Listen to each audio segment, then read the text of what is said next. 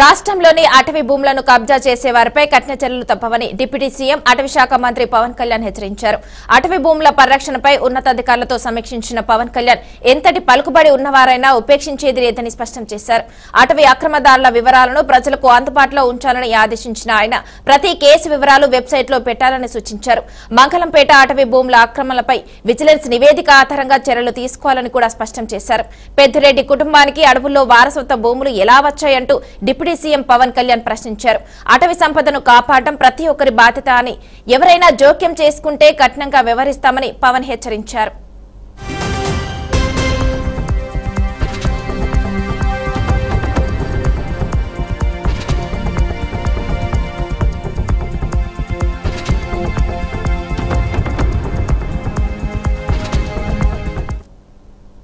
ఇక ఇదే అంశానికి సంబంధించి మరింత సమాచారాన్ని మా రీజనల్ కోఆర్డినేటర్ సుధీర్ అందిస్తారు. సుధీర్, చెప్పండి.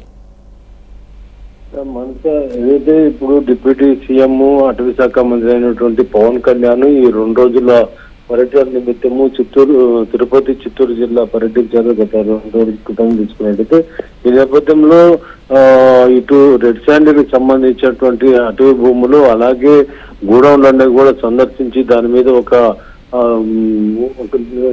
నిర్ణయం అయితే తీసుకోవడం జరిగింది. అయితే ఇప్పటి వరకు స్టోరేజ్ ఉన్నటువంటి ఈ యొక్క ఎర్రచందన దుంగలన్నీ కూడా ఎన్ని టన్నులు ఉన్నాయి, ఎన్ని మెట్రిక్ టన్నులు, ఎంత విలువ చేస్తుంది అన్నటువంటి నివేదికను కూడా అధికారులు తీసుకోవడం జరిగింది. అలాగే ఇక ఈ యొక్క పొంగనూరు పిల్లర్ దగ్గర ఉన్నటువంటి ఏదైతే ఇప్పటి వరకు కూడా ఆరోపణలు ఎదుర్కొంటున్న మాజీ మంత్రి పెద్దిరెడ్డి రామచంద్రారెడ్డి ఆయన సంబంధించినటువంటి భూములు తీసుకున్నట్టయితే కొన్ని మంగళంపేట వద్ద అటవీ ప్రాంతంలో ఉన్నటువంటి భూములన్నీ కూడా తమ వంశీకుల నుంచి వస్తుందని గతంలో కొనుగోలు చేసినట్టు కూడా ఇదివరకే దీనికి సంబంధించినటువంటి పలు ఆరోపణలు ఎదుర్కొంటూ అలాగే కోర్టులు కూడా దీనికి సంబంధించినటువంటి కేసులు వేయడం జరిగింది. ఈ యొక్క ఏదైతే మంగళంపేట లోపల ఉన్నటువంటి అటవీ భూమి ఉందో దీనికి రోడ్డు పైన నుంచి కూడా మొత్తము ఒక పెన్షన్ అనేది ఏర్పాటు చేసి వలయం అనేది ఏర్పాటు చేసి ఎవరు కూడా లోపలికి రానివ్వకుండా ఉన్నటువంటి ప్రదేశంలో మొత్తం ఈ యొక్క భూమి అంతా కూడా మాజీ మంత్రి పెద్దిరెడ్డి రామచంద్రారెడ్డి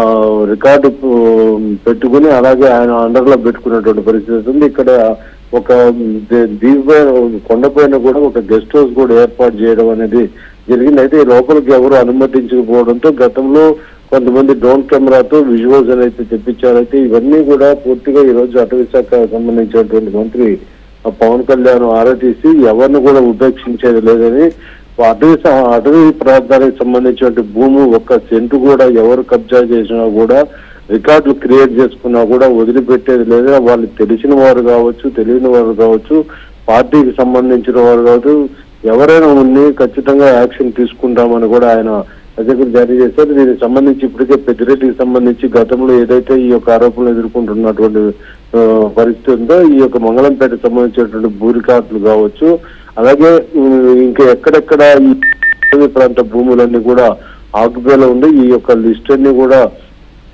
చేర్చాలని డిఆర్ఓకి కూడా నివేదిక తెలపడం జరిగింది. ప్రస్తుతానికి ఈ యొక్క పెద్దిరెడ్డి సమక్షంలో ఆధీనంలో ఉన్నటువంటి భూములు మంగళంపేటలో ఉన్నది, రొంపిచెర్ల దగ్గర ఉన్నట్టువి ఇవన్నీ కూడా దీని మీద పూర్తిగా ఆరా తీసేటువంటి పరిస్థితుల్లో ఉన్నారు. అధికారులు దీనికి సంబంధించిన రికార్డులన్నీ కూడా ఆయన అడిగి తెప్పించుకునేటువంటి పరిస్థితి అయితే ఉందంటే ఇప్పటికే కోర్టులో జరుగుతున్నటువంటి ఈ వ్యవహారం పైన కోర్టు తీర్పు ఒక పక్క రావాల్సింది. అలాగే తమకు సంబంధించి ఫ్రీడమ్ కి ముందుగానే రికార్డులు వాళ్ళ వంశీకుల పేరుతో ఉన్నట్టు కూడా తెలపడం జరిగింది.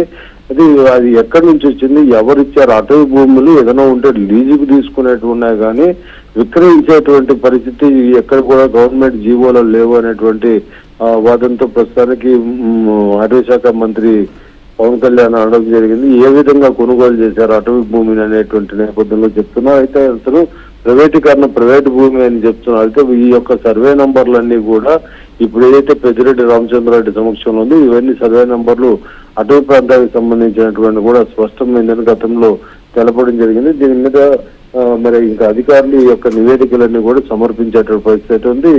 ఎటువంటి పరిస్థితుల్లో అటవీ భూముల జోలికి వచ్చి ఉపేక్షించేది లేదు. అటవీ సంపదను కొల్లగొట్టే వాళ్ళు కావచ్చు, అలాగే ఈ యొక్క స్మగ్లర్స్ ఎవరైతే రెడ్ శాండల్ స్మగ్లర్స్ ఉన్నారో వీళ్ళందరికీ కూడా పూర్తిగా సీరియస్ వార్నింగ్ ఇచ్చినటువంటి పరిస్థితి అయితే ఉంది ఖచ్చితంగా ఎవరు కూడా ఈ యొక్క రెడ్ శాండిల్ సంబంధించి ఎవరైనా అదుపులో తీసుకున్నట్టయితే వాళ్ళకి సంబంధించిన ఆస్తులన్నీ కూడా జప్తు చేస్తామని కూడా ఆయన తెలపడం జరిగింది. Okay, thank you Sudheer.